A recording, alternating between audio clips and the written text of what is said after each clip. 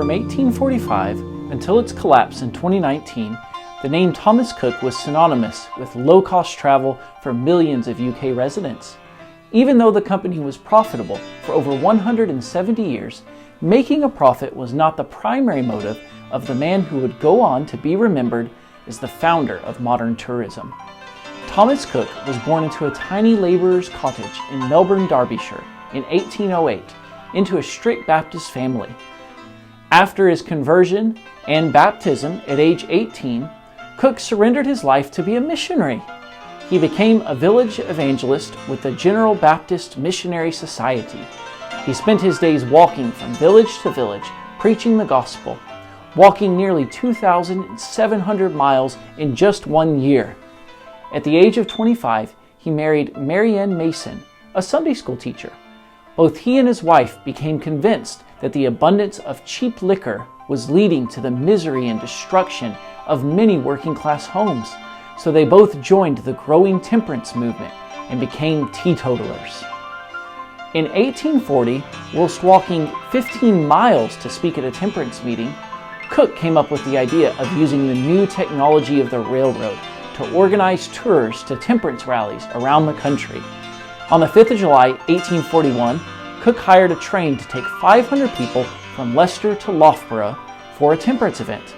After the success of the event, Cook organized other temperance tours to Wales and Scotland. Those who went along on these excursions soon adopted the name tourist.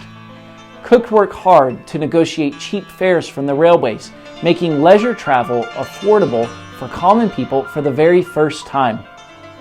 After successfully organizing the travel of 150,000 people to visit London's Great Exhibition in 1851, Cook began conducting tours across Europe, in the Holy Land, and eventually around the world. Even as his business grew, though, Thomas Cook never forgot about his missionary work. When he opened his London office, he and his wife also opened a small temperance hotel upstairs. On his tours, particularly to India, he would often meet with and encourage missionaries in their work. His lack of willingness to put personal profits first often landed him at odds with his son John, who wanted to put the money into hotels and cruise ships, whilst Thomas wanted to use his profits to build houses for the poor. This conflict led Thomas to retire from the company in 1878 and live a quiet life in Leicester until his death in 1892.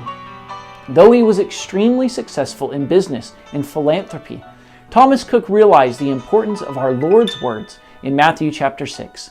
Lay not up for yourselves treasures upon earth, where moth and rust doth corrupt, and where thieves break through and steal. But lay up for yourselves treasures in heaven, where neither moth nor rust doth corrupt, and where thieves do not break through nor steal. For where your treasure is, there will your heart be also.